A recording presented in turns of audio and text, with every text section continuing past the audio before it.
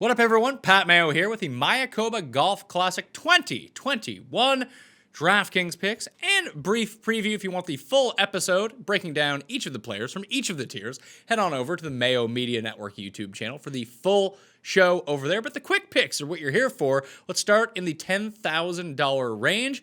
I think that even at $11,400 in a field like this and at a course like this, Justin Thomas is severely undervalued. He should be like $14,000. That's never the way to go about it. So jam in Justin Thomas and figure out the rest of your lineup there. I prefer Daniel Berger if you're going to pair him up over the more popular Harris English and Abraham Answer at 10-1 and 9-9.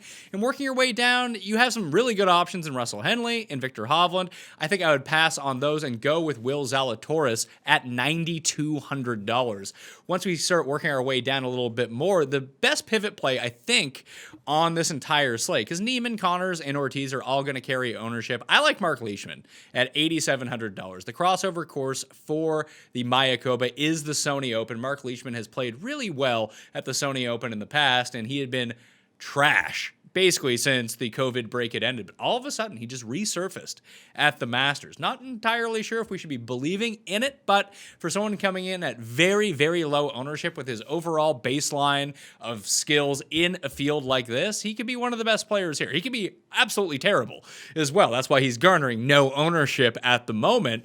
But if you're going to take a chance on someone, this is the type of player to do it. $8,700 and no one else is using him. He has legit winning upside if he is right. So that would be my pivot play out of anyone in this $8,700 range. And he's great to pair up with someone like Justin Thomas, or if you're going to use anyone at super high ownership, solely because he really gives you a break. Ricky Fowler is another one coming in at low ownership, but he's not playing as well as, at least his last time out. And he's more expensive. And he's still going to be like triple the ownership of Leishman. Just no one is going to Leishman in this regard. So if we keep dropping down, Griot is going to be super chalky at $8,300. Don't care about it. I'm still going to use Griot. My favorite section of guys is this upper $7,000 region, though. And it takes me away from a lot of the 9s and a lot of the 8s, but you have 5 of them back to back to back to back. Adam Long, 78. Keegan Bradley, 77. Russell Knox, 77. Shez Reavie, 77. And then Seb Straka at $7,600. You play Thomas, and then you go down to Griot or Leishman in that area, and then you just use the rest of these guys to fill out your roster.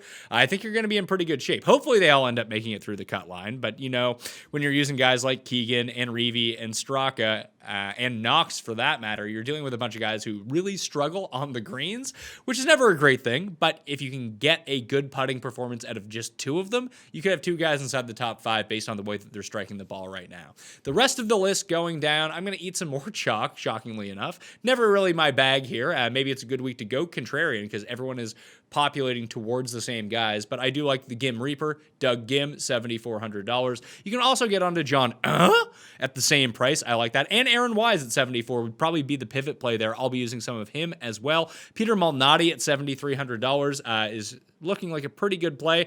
I'm going to avoid the $6,000 region almost entirely. Wes Bryan is likely the best pick down there at $6,600, but I'll probably be capping my lineups with the king of these weaker field Central American events in Bryce Garnett. This is his type of course. He's played the OHL Mayakoba back when it was the OHL Mayakoba very well in the past. He will likely be the last man in on my rosters. He's only $7,000. You could use Ogletree, who's making his first pro start, coming off his nice Masters performance, making the cut. I mentioned Wes Bryan. JJ Spawn is another one down in that range if you have to go digging into the 6,000s. But with the way that the structure is based this week and how you can construct lineups, you probably don't need to go to the very bottom of the list, to be perfectly honest with you. You can check out my cheat sheet up at tkplaybook.com right now. That'll do it for me. I'm Pat Mayo. Good luck this week at the Mayakoba. We'll see you in 2021.